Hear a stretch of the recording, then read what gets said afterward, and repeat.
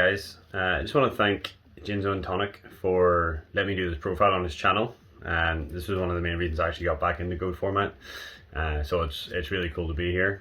My name is AJ Hussein. It's what I go by on Discord and on Duelling book. I recently played in the UK Goat format National Champions Championship in London, where I ended up taking first place. I played Chaos Turbo, and it's a deck I felt the most comfortable with ever since I started playing Goat format about 2 years ago, or started picking Goat format back up at least. My matchups for the day were round 1 was Chaos Turbo with Jar of Greed, round 2 was Chaos Control, round 3 was Classic Goat Control, round 4 was Jar of Greed Chaos Turbo, round 5 was Jar of Greed Chaos Turbo, and round 6 was Panda Burn. And then in top 8 was Jar of Greed Chaos Turbo from one of the Italian players. Top 4 was Chaos Warrior, and the finals was Chaos Turbo. So a lot of mirrors, which is what I hedged for, thankfully, and it's what I have the most experience playing against. The event was super cool. It's 55 players, and people from all over the UK and Italy came through. Didn't know what they expected, didn't know what the field would be, but it was amazing to be able to play in person paper cards again. So I'm just going to go through the deck, which is mainly why everyone's here, I would imagine, and then I explain choices as I go through as well. Throughout the day I ended up going undefeated, so it was essentially 9-0, and ended up securing a seat at Go Format World Championships, which I'm really excited about later this year. So let's go through the card by card and explain choices as I go. Well, it's 1 BLS, 2 copies of Chaos Sorcerer. Chaos lineup is pretty standard.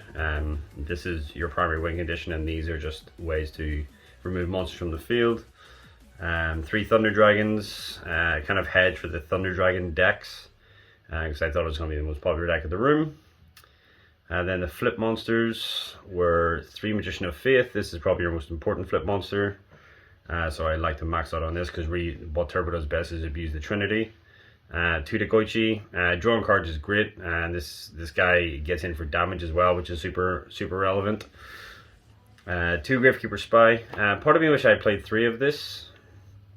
I think this was super relevant on the day, and everyone was playing 3 Gravekeeper Spy, which made mind control a lot better. But I think 3 Gravekeeper Spy may have been the choice. 2 copies of Night Assailant. I played Card Destruction and Phoenix Wing Windblast, and I thought going long, playing Night Assailant with those discard outlets to recycle your flip monsters gave me more access to more monsters, and plus it also is just relevant with Tsukiyomi to flip it face down, flip it back face up, and remove monsters. So this was excellent. Then the one-offs is Sangin, Break of the Magical Warrior, Sinister Servant are the obvious ones, Tribe Infecting Virus, and Tsukiyomi. This was and out to the scapegoat decks. I was expecting a lot of older players to come back and have mainly scapegoat metamorphosis decks. There's obviously a really good out to Thousand Eyes Restrict and really good against Warrior. And this was, again, played the same role as this, but it was a cleaner out to things like scapegoats in alt-win decks, Thousand Eyes Restrict, and really good clean up against Warrior as well. And that was the main monster lineup. Spells, again, I think this is pretty obvious. The Trinity to start with. Playing Turbo, I decided to play 2 Upstart Goblin. Double Nobleman of Crossout. Again, obviously really good against flips and pretty standard in Goat format. I decided to play 1 Book of Moon. I really wanted something again against the Go Control decks, against the Thousand Eyes Restrict decks. This was also super flexible. Like summoning a Chaos monster and having a set Book of Moon is excellent against things like Snatch Steal, is excellent against all opposing Chaos monsters. And just the sheer versatility of it, being able to flip my own flip monsters back face down. I thought Book of Moon's excellent. I think this is like super underrated at the moment. A lot of people are cutting it. Plus with the Royal Decree being really popular in the meta at the moment, this is a really versatile out whenever your opponent has a face up decree and you have a load of trap cards. Mystical Space Typhoon. I cited this out a lot because there's a lot of Jar of Greed decks. It's obviously incredibly flexible and a staple in this format, but it's great because it's a nice flex spot to being able to take it in and out. Heavy Storm, Snatch Steal, and I played Card Destruction. I just think that card destruction is like incredibly busted. I think this is almost like a fourth Trinity piece, and every format that card destruction is legal in, it is like incredibly good. Things like Dragon Ruler format, Danger Dark World, Dark World or Danger OTK, Dark World Turbo. This card is just absolutely insane. There was time, whenever you have things like Thunder Dragon, it turns into a Pot of Greed. Whenever you have Sinister Serpent, Night Assailants, this turns into sometimes going 4 or 5 cards deep into your deck, and then getting you to your really power cards really fast, or faster than your opponent, which is the important part. There were a lot of other Thunder Dragon Turbo decks, so it wasn't the most optimal card, perhaps, but it won me a handful of games. One game in round 5, I had Thunder Dragon, Sinister Serpent, Magician of Faith, Night Assailant, card destruction, so I got to go technically 6 cards deep into my deck, just with this, and it really pulled me back from what was a pretty useless hand at that point.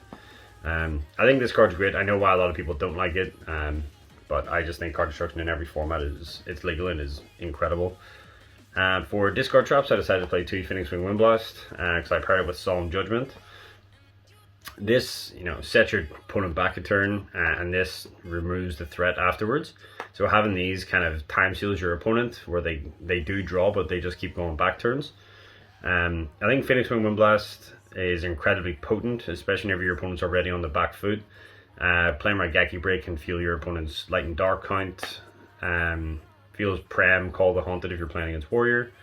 This, putting things back on top of your opponent's deck is so good. I think this card was very ahead of its time whenever it was printed.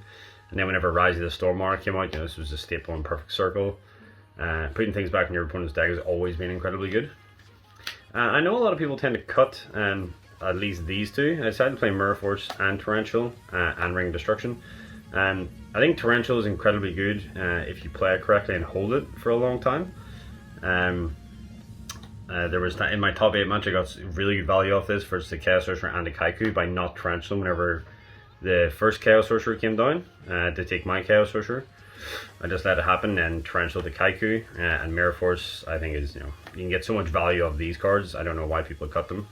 I understand not playing Torrential because you have a lot of flip monsters, but because I play less flips, I think this is super valuable.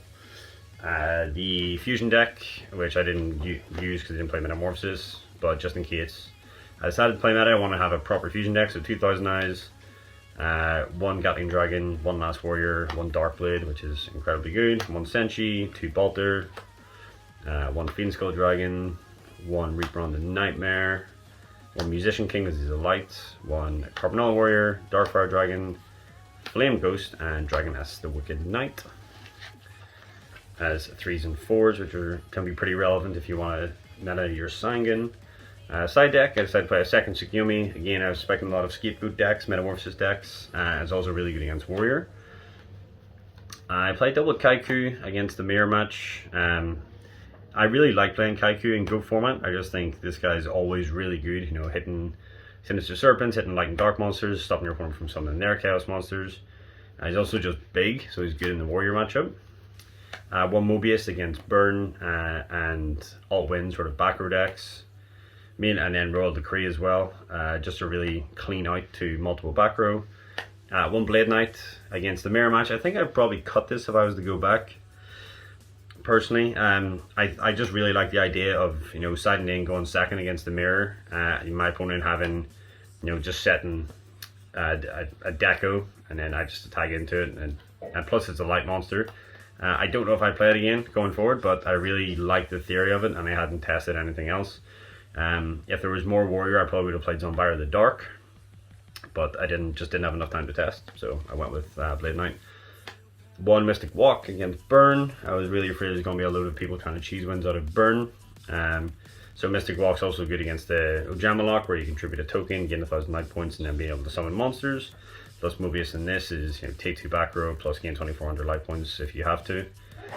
Double Mind Control against the mirror match. I was expecting a lot of Chaos Turbo. I actually ended up only siding in one of these quite a lot of the time.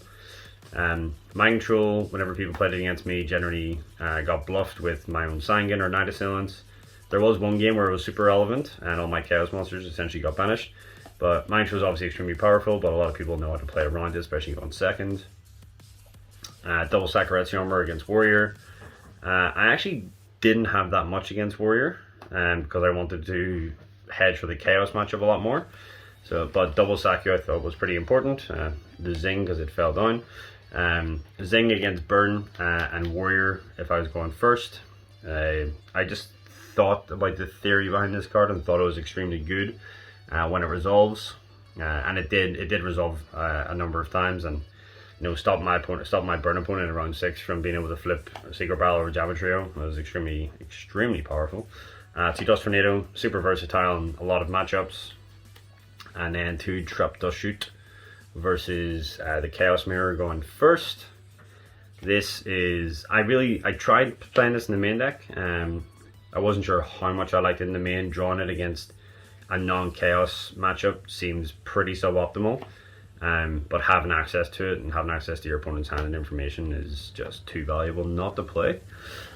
So that was my deck, my matchups and card choices. As I said, the event was so much fun. Being able to play in-person cards again was a sensation I had never thought I'd feel again after not playing the game for so long and saying I would never play again after quitting. It was almost poetic in a way, where I won my first national titles in Ireland 10 years ago, and then came back 10 years later and picked up a second.